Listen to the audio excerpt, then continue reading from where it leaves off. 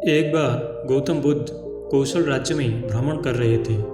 एक गरीब की कुटिया पर पहुंचने से उस घर के मालिक ने उन्हें भोजन का निमंत्रण दिया।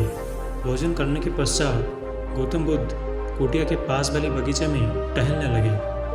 अचानक उनकी नज़र एक ऐसी स्थान पर पड़ी जहां ना तो कोई पेड़ था और ना ही किसी तरह की घासी उगी थी। पूछने पर माली ने बताया कि जब पेड़ लगाए जा रहे थे तब एक मूर्ख बालक ने पेड़ों को उखाड़ उखाड़ कर उनकी जड़ें नाप कर पानी दिया था, जिससे सब पेड़ खत्म हो गए। गौतम बुद्ध ने हंसते हुए कहा, मूर्ख लड़के ने पहली बार ऐसा ही नहीं किया, इसने पूर्व जन्म में भी ऐसा ही कुछ किया था।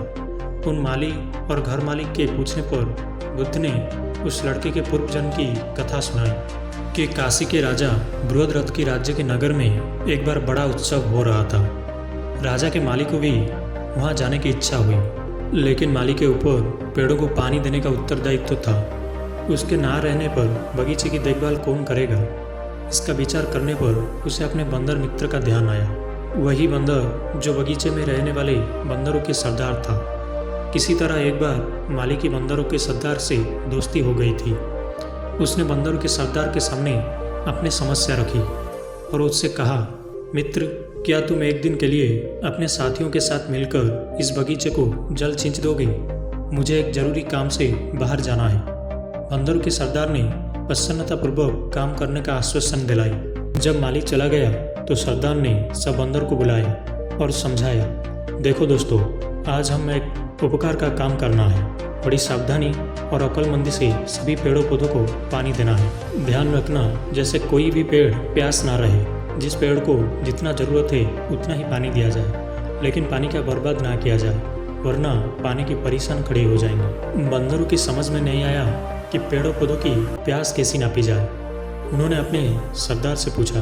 तब उस बुद्धिमान बंदर ने उत्तर दिया कि सारे पेड़ पौधे अपने जड़े से पानी पीते हैं। किसी पेड़ की जड़ें छोटे होते हैं तो किसी की बड़ी होते हैं। अतः तुम लोग ऐसा करो कि प्रत्येक पौधे और लताओं को उखाड़ उखाड़ कर उनकी जड़ें की गहराई देख लो। जिसकी जड़ें जितने गहरी हो उसे उतना ही पानी दो।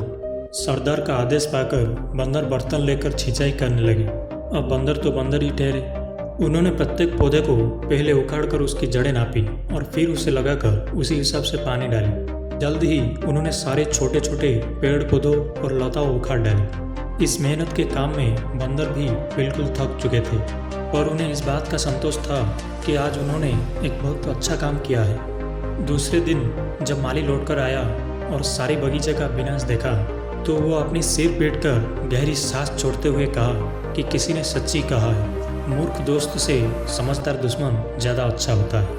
मूर्ख दोस्त की उपकार भरा काम भी दुख देता है। कथा को ख़त्म करने के बाद गौतम बुद्ध मुस्कुराते हुए बोले, अब तो आप लोग समझ गए होंगे कि एक मूर्ख मित्र से एक समझदार दुश्मन ज़्यादा अच्छा होता है, क्योंकि मूर्ख मित्र का उपकार भरा काम भी अंत में हमें दुखी ही देता है। बुद्ध ने आगे कहा, इस संसार रूपी बगीचे को भी एक अच्छा जीवन जीने लायक स्थान बनाने के लिए मूर्ख व्यक्तियों की नहीं बल्कि श्रेष्ठ चिंतन व्यक्तित्व की ही ज़्यादा आवश्यकता है।